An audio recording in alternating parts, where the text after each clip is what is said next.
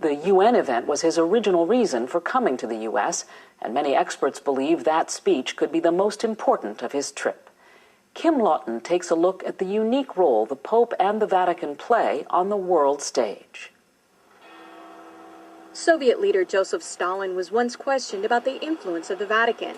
Stalin is famously said to have replied, "The Pope, how many divisions has he got?" The answer, as it turns out, is more than Stalin and many others might have guessed.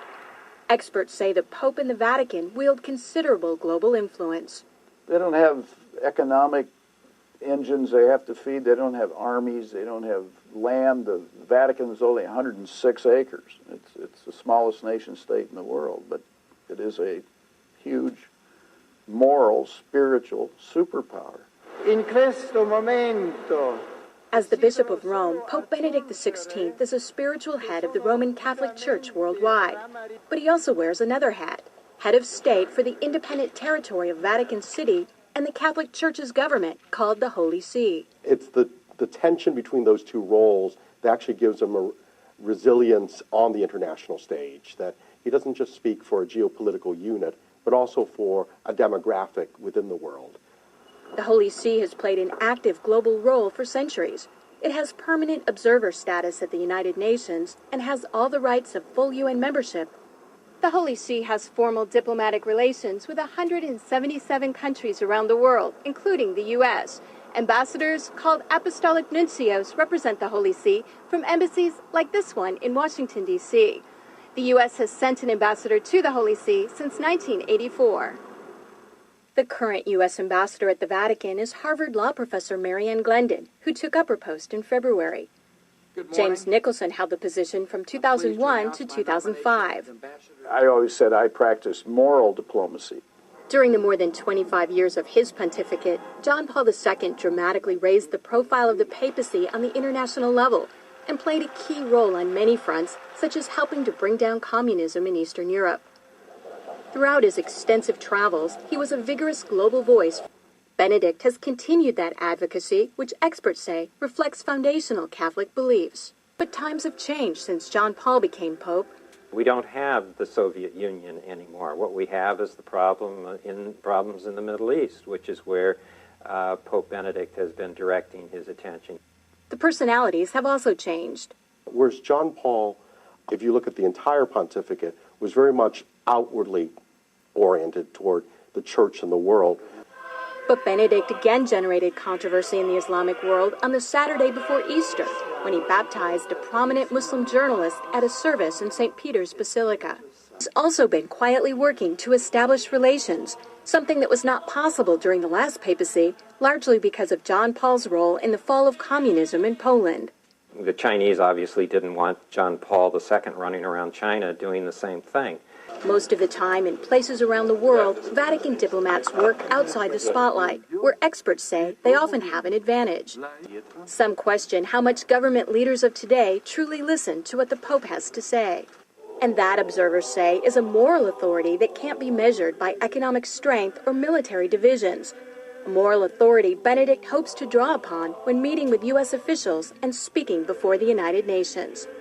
I'm Kim Lawton in Washington. A lot of good Christians in Roman Catholic Church, notice Catholic Church, but unfortunate because they don't understand the history of their church. During Dark Ages, Constantine was the one who united his own people, them pagans, to Catholic Church.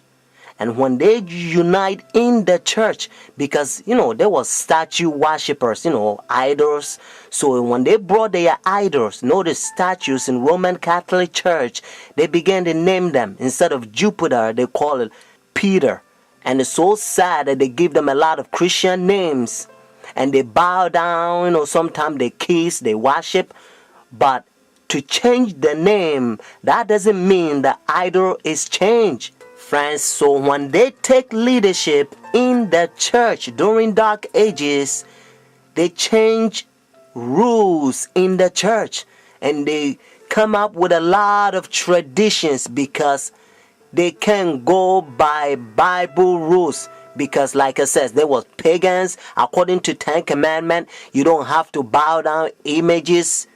and statues. If you look Roman Catholic Church, the 10 commandment, the second commandment that talks about images, they remove that. And then the 10th commandment, they spread. One of them that they also did, they persecute a lot of Christians that they protest against their paganism and their traditions.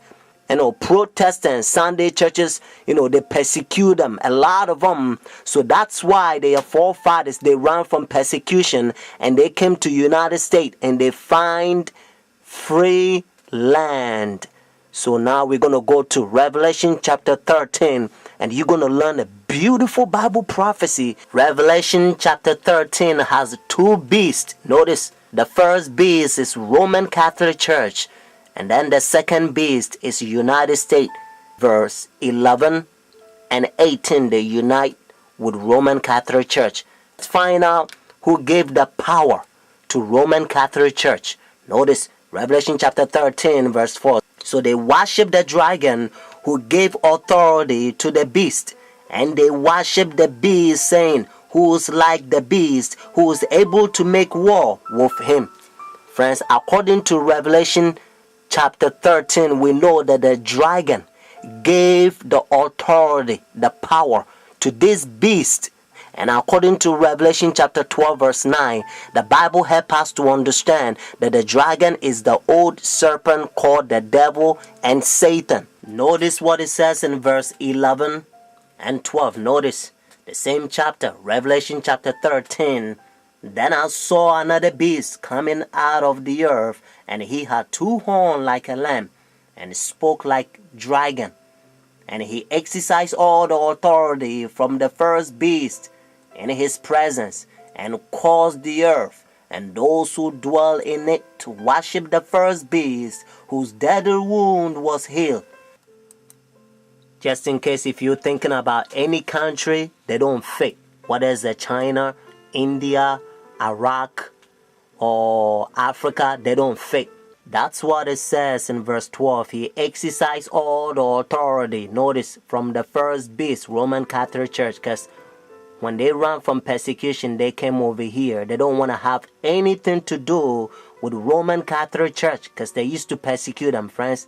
That's what it says. And again, I want you to get this so that you will know that it's the United States. Verse 12, he exercised all the authority from the first beast. But unfortunately, the same verse 12 says, and caused the earth and those who dwell in it to worship the first beast, whose deadly wound was healed. So United States is going to cause the whole world to worship Roman Catholic Church. And that's why now they already have pagan sun worship day, Sunday worship, the Roman Catholic Church. They changed God's holy Sabbath from Saturday to their pagan sun worship day, Sunday worship.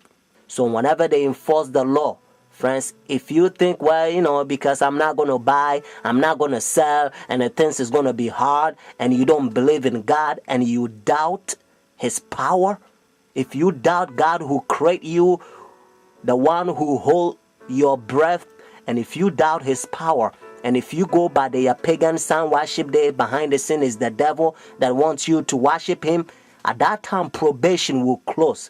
Your decision is made. You will be doomed. Revelation chapter 14, God placed a fearful curse on those who receive the mark of the beast, those who worship the devil. But friends, have faith. Jesus Christ will send his angels. Sometimes they will come as a form of mankind, and they will give you a food in the time of trouble. Hebrews chapter 4 verse 7 to 11. Notice what Bible says. And again he designated a certain day, saying in the David today, after such a long time as it has been said, today, if you will hear his voice, do not harden your heart. For if Jesus has given them rest, then he will not afterward have spoken of another day.